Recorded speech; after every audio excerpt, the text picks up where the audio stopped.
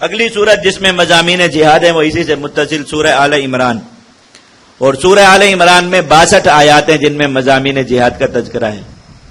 اس سورت کا جو اساسی موضوع ہے جس پہ آیات جہاد زیادہ تر، جس کے بارے میں یہاں غزوہ احد کا واقعہ ہے پورا، اور غزوہ احد مسلمانوں کی بڑی جنگوں میں شمار ہوتا ہے۔ اللہ رب العزت نے اس میں جنگ کا دوسرا پہلو مسلمانوں کو دکھایا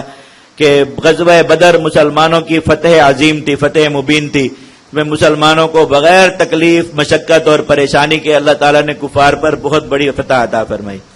اور غزوہ احد ایسی لڑائی تھی جس میں مسلمانوں کو تھوڑی وقتی شکست سے آزمایا گیا اور مسلمانوں کو زخم لگے، مسلمانوں میں بڑی تعداد شہید ہوئی اور کفار کو وقتی طور پر مسلمانوں پر غلبہ ملا۔ اللہ رب العزت نے احد اور بدر کو مثال بنایا مسلمانوں کے لیے کہ جنگ میں بدر والے حالات چاہیے ہوں اور بدر والا نتیجہ چاہیے ہو تو اس کا پورا نصاب بتایا، اور جب آپ بدر والی تیاری اور محنت سے ہٹیں گے، کچھ کمی کوتاہی ہوگی تو نتیجہ احد والا بھی ہو سکتا ہے،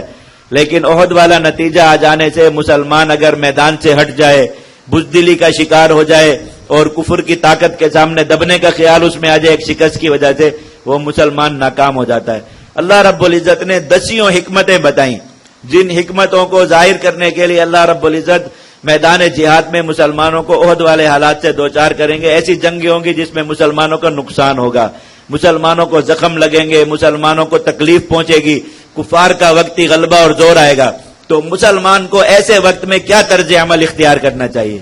اور شکست کے کیا کیا برے اثرات مسلمانوں پر پڑتے ہیں، تو ان برے اثرات سے نکلنا کس طریقے سے ہوگا، اور شکست کھانے کے بعد جو لوگ دوبارہ بغیر جو ہے وہ تعطل کے اور بغیر کسی وقفے کے دوبارہ اللہ رب العزت کے لیے جہاد کرنے میدان میں آ جائیں گے، اللہ رب العزت کے ان لوگوں کا کیا اجر ہے، کیا مقام ہے۔ تو مسلمانوں کے لیے غزوہ احد کو اس کی مثال بنا کر قرآن مجید میں رکھا گیا اور باریک باریک جزیات بیان کر دی گئی۔ میدان جہاد میں شکست ہوگی کس وجہ سے، شکست کی حکمتیں کیا ہوں گی، شکست کے اثرات سے کیسے نکلنا ہوگا، شکست کھانے کے بعد فوراً کیا طرز عمل اختیار کرنا ہوگا، شکست کے کیا کیا اثرات مسلمانوں پر مرتب ہوں گے، ان اثرات کو اپنے آپ سے دور کیسے کرنا ہوگا، یہ اساسی موضوع ہے اس کی سورت آل عمران کی آیات جہاد کا۔ ساتھ ساتھ کچھ دوسرے مضامین بھی ہیں۔ اللہ تعالیٰ نے کفار سے بات اور مذاکرات کرنے کا طریقہ مسلمانوں کو سکھایا، جیسے پیچھے سورہ بقرہ میں بھی آیت گزری کہ کفار اگر اعتراض کریں تو اعتراض کا جواب کس طریقے سے دینا ہے، معذرت کے ساتھ دینا ہے یا منہ توڑ جواب دینا ہے۔ اللہ رب العزت نے اس صورت میں مذاکرات سکھائے کہ کفار جب بات چیت کے لیے بلائیں اور اس میں ڈرانے دمکانے کی کوشش کریں تو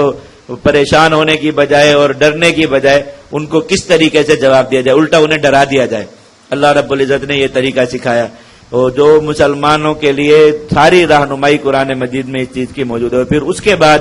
آگے سورہ آل عمران کی وہ آیات شروع ہو جائیں گی جس میں غزوہ احد کا تذکرہ ہے، تو وہاں پر انشاءاللہ غزوہ احد کا تفصیلی واقعہ بیان کر دیا جائے گا۔